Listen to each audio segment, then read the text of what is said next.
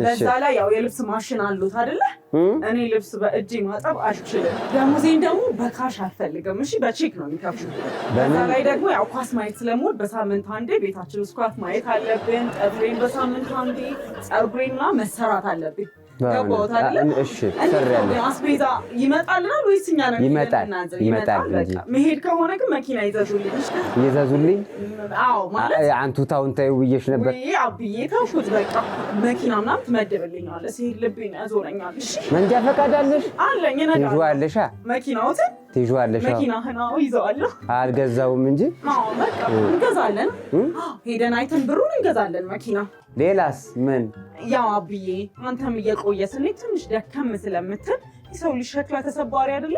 ቤቱን መኪናው ምናምን በእኔ ስም ታዞርልኛለህ። አንተ አንድ ነገር ብትሆን ምን ይደርስልኛል? በአንቺ ስም ይዞር? አዎ በእኔ ስም። ስምሽ ማን ነው? ሜላት። ሜላት ይባል። በሜላት ይሁን። አዎ ይሁን በቃ።